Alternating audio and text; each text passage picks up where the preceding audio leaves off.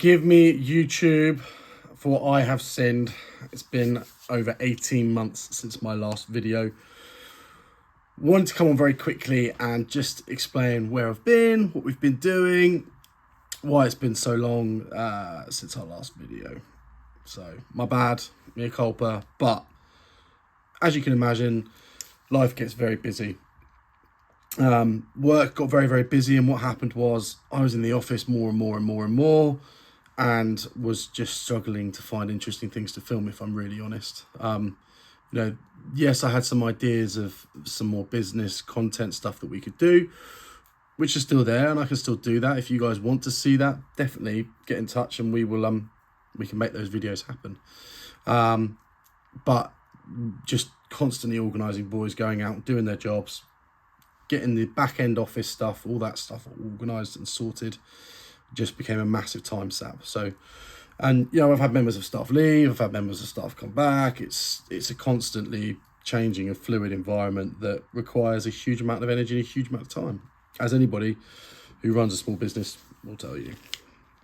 So we've had a massive reshuffle in the company, and due to a whole load of different factors, we have decided that I'm going to go back out onto the tools. And Richard, who you all know from the old videos, is now covering more of the office stuff. So what that does mean is that I'm now able to get some new, fresh, exciting content in to actually make these videos worth watching. So that's where we're at now. We've had a very, very good January, a good start to Feb. So I've got a few videos lined up that hopefully you'll like. And please remember that if you do, make sure you leave us a comment and let us know that you enjoy it, or let us know of things that you want to tweak or change, or if there's specific videos that you want to see or you want us to cover or anything like that. Just drop us a message, drop us a comment. We do try and respond to as many of them as we can. And ultimately, let's build the channel together, I guess, is where I'm coming from. We're going to try and get a video out every week.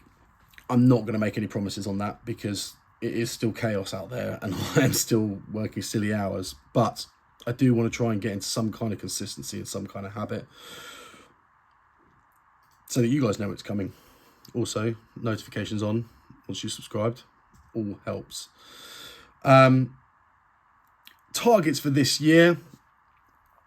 I mean, the beginning of the year has kind of just jumped on us, and I spent most of the first 3 weeks of January just chasing my tail, trying to find out what on earth is going on. But we have settled down a little bit now.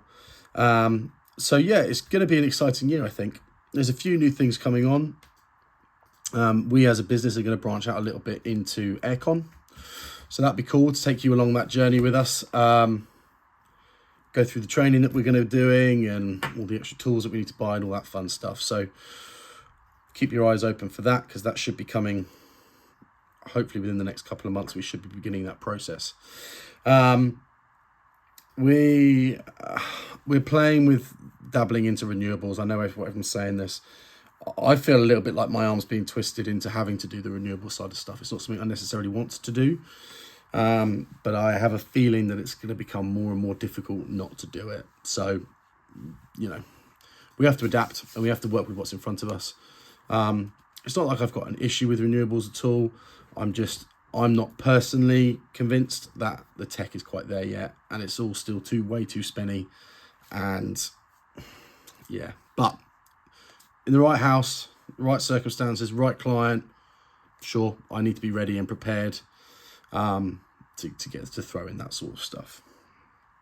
We're still ramping up the boiler installations. We're still doing lots of boiler installations. We've done loads of oil the first half of this year. In fact, the next 2 videos coming up, I think, are oil. So, which I love working with, especially when it's outside. And I know the one that we finished last week was brilliant because it was working out in the sunshine all day. Yeah, it was cold, but it was beautiful, and dogs running around the garden. It was great. It was perfect. So there'll be a lot more of that coming up. Also, this seems like a good time to say that we will be doing another recruitment drive sometime within the next sort of 2 or 3 months, probably. So we've got a couple of roles available. So if that's something of interest to you, whether you work in gas, whether you work in oil, whether you work in renewables, it's something I'd be happy to look into with you. Or whether you're just a straight plumber, you know, I just want to fix taps and toilets. We have all that kind of work. So if it's something you're interested in and you're in the area, we're in the southeast, based around High Wycombe. If that's something you're interested in, send me an email or drop me a message, and we can have a quick informal chat and see if it's going to fit, and then go from there. But yeah, so short video this week, obviously, because it's just a bit of a brief explanation as to where I've been and to tell everyone that I am still alive. I am going to, at the end of this video, I'm just going to pop in a really, really interesting job we did.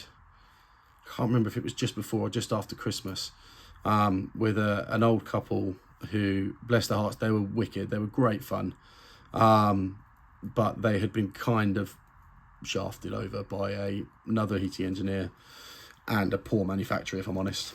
But I'll put that on the end. I'll be interested to see how you guys would have handled this situation, because I'm sure there'll be people out there who will be, you know, very cross with me that I, in the end, decided to rip it all out and put a new boiler in. But there'll be other people out there who are like, no, I get it. So please drop your comments. We love hearing from you. If you like the video, you're just happy to see my face again, give me a like, make sure you're subscribed, and I'll catch you in the next one.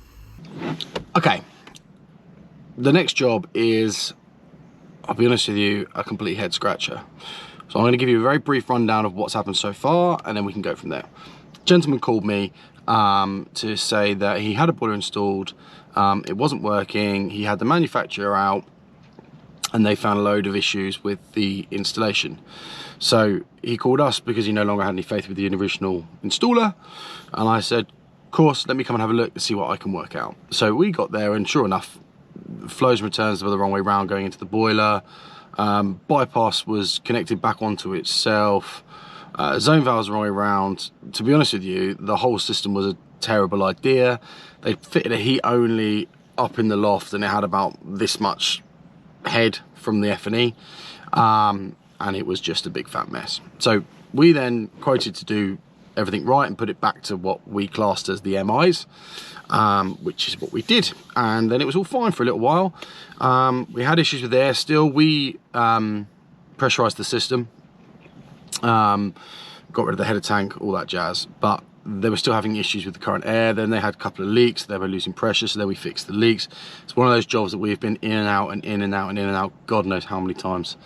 And to be honest with you, one of those jobs where you, in hindsight, not worth it, but we're in it now, and I can't leave, really nice guy, and I can't just leave him in the lurch.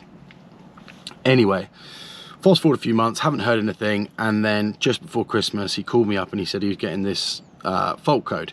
He'd spoken to Glowworm Technical, who had told him that this was an issue where the return temperature at startup was too cold. Now that makes no sense to me.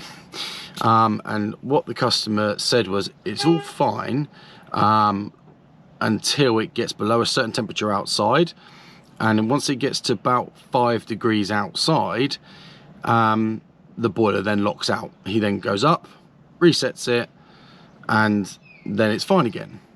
The whole thing makes no sense to me. So we're going to go in there and have another look now. I'm going to get on the phone to technical and see if they've got any idea of what... it's not a boiler that I'm totally familiar with. It's not a boiler that I fit. So we just need to try and get this working for this customer. But I mean, I'm at the point where I'm like, maybe we need to just bin this whole thing off and start again. They were sold the wrong boiler, if I'm honest. From what they need, what they've explained to me as what their requirements are, they should have had a combi. I know everybody's, you know, hating on combis or whatever, but there are certain, and I'm with you on that, a lot of the times people put combis in where there should never be a combi. But for this, it's a bungalow, it's got one bathroom, it's got really good flow rate. It should have been on a combi, 100%. But this is the situation we're in. I don't want to cost the customer another, you know, few thousand quid. So I'm going to go up now. The access is atrocious. They've cut some of the roof trusses to fit the boiler. Yeah, I feel ya. Before you start going at me in the comments, I feel ya. But the guy doesn't have a bottomless pot of money, so we need to do what we can to just try and get their house warm and get their hot water working. So I'll take you up, we'll have a look. Unknown caller. Never ending, and we'll go from there. Okay, you join me back up in the loft. So let's work our way over to the boiler. Now, as you can see, access is not ideal. If we get down there, I'll flick a light on. It got dark quick, didn't it? I mean, whose idea was it to put it? Let's get some light on the situation. So whose idea was it to put it like that? Just a nightmare. So I've spoken to the customer, who has told me that he hasn't had any issues since Christmas, so that is 2 weeks, roughly, something like that. So we need to double, triple check everything, and then I will get on to Glowworm and we'll see what they say, and I'll come back to you. Wish me luck. Okay, and I'm back. Well, I couldn't really talk too much up there because horrible loft, but also I was on the phone most of the time I was up there. So, and nobody wants to see me just sit on the phone, do they? So, I've spoken to Glowworm Technical, who have basically said the issue that we're having is with one of the NTCs, and